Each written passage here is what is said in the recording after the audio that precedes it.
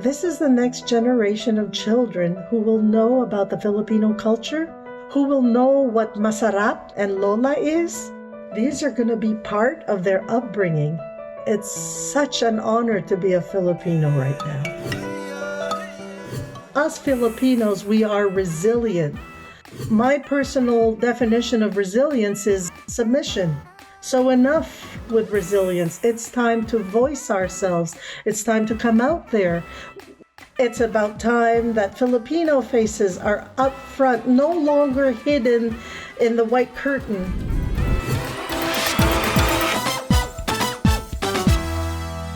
Even the mano po was improvised. It was just automatic because Josh, he got it out of me. When I run into the house and he gives me a hug, Lola, and I just automatically put my hand out and he did the mano. Little improvs that we're allowed to do on set. What's coming out is actual Filipino roots, culture, and old habits that we both have buried probably for the longest time.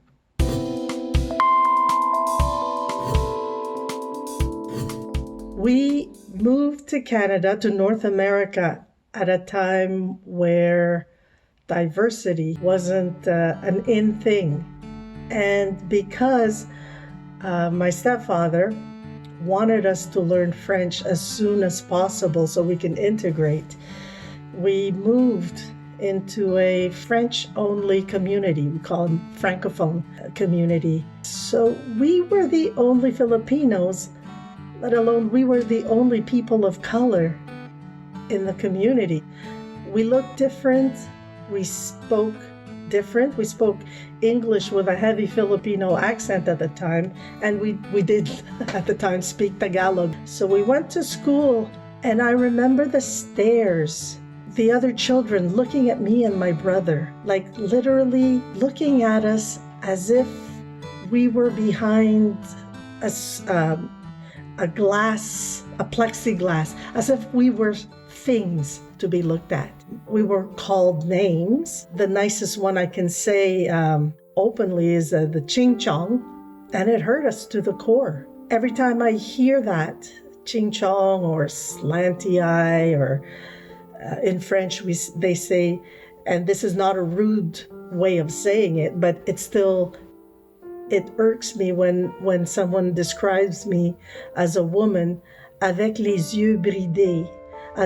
That means with eyes that slant. Systemic racism. People were nice, but they would say things that shouldn't have been said, or ask things that should have been asked. It's very traumatic. It affects relationships. It affects the trust issue that you could have with your friends and even family, because at the time, I'm growing up. I was 8, and then I was moving into my teen years, the rebellious years. I started blaming my parents. Why did you bring us here? To be targets? Of course not. They came here for better opportunities so we can dream on and make these dreams come true. But as a kid, you just don't understand that yet. The arts, I think, really helped me release any toxins, any bitterness that I had, at least during the formative years as a ballerina. I felt part of the class. I felt part of the group. Everybody was going to do the same exercises, the same choreography. It was all the same. It was when I became professional that, again, the racism came. I was made to wear lighter color wigs because my hair is black. My makeup foundation was a lighter tone. My skin, anything that was exposed was a lighter tone. Because my eyes are dark brown, I was made to wear lighter contacts sometimes. But I was living my dream, so I thought, hey, that's okay.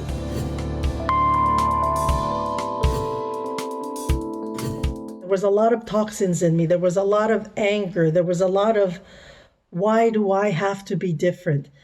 To the point where I negated myself as being a Filipino. I I started identifying as being Caucasian.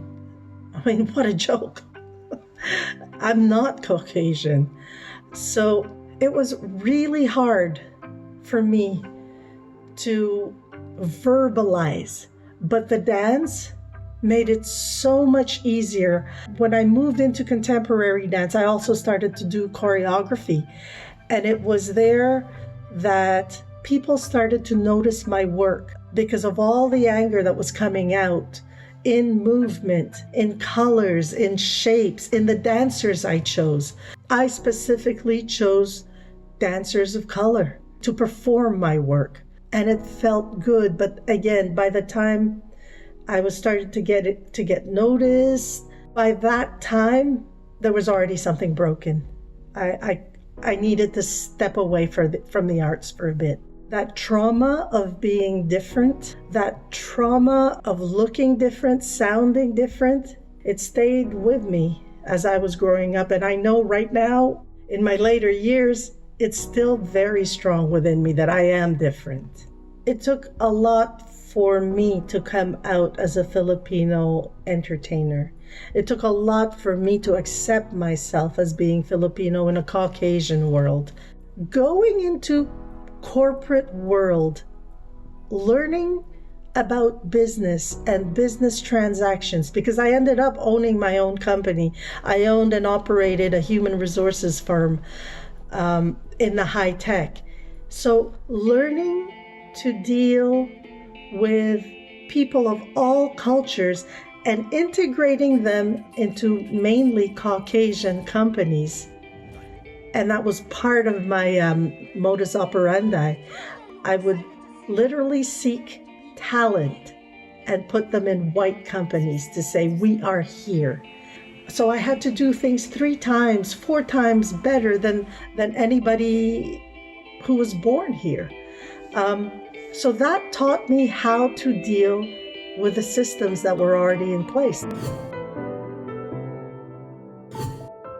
There was a time when I would do shows, concerts, and people will ask me, where does an Asian find the right to sing the blues?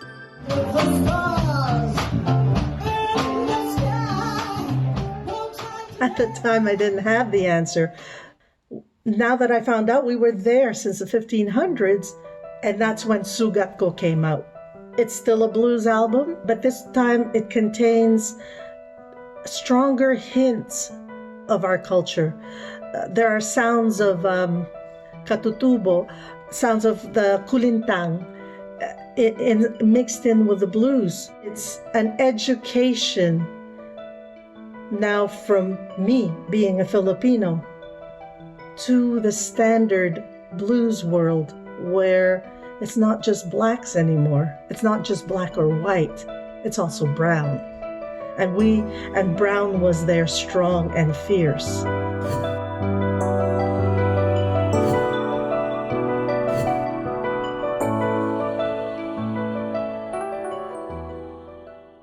Parang generic kasi Lola or Grandma or Mima or Nonna in Italian or Grandmama in French. I think they did it on purpose to give it a generic name to represent that matriarchal figure, because a child will not know that I am Filipino, but a child will know that, oh, she has cheekbones and dark hair like me. That representation will just filter through to the different cultures of children who might look like me.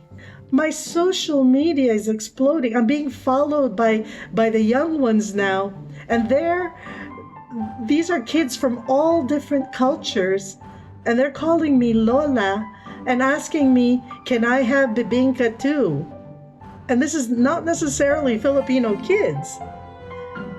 Yeah, my mind is blown.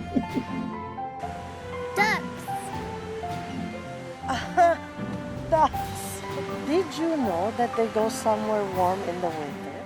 I think it's because of years of having the Filipino being marketed, and I say it with a little salt in my mouth, marketed as us Filipinos, we are resilient. Oh, yes, we were. But to me, to my personal definition of resilience is submission. So enough with resilience. It's time to voice ourselves. It's time to come out there. We are everywhere. It's about time that Filipino faces are up front, no longer hidden in the white curtain. I'm Carolyn Fe, and I'm a proud Pinoy.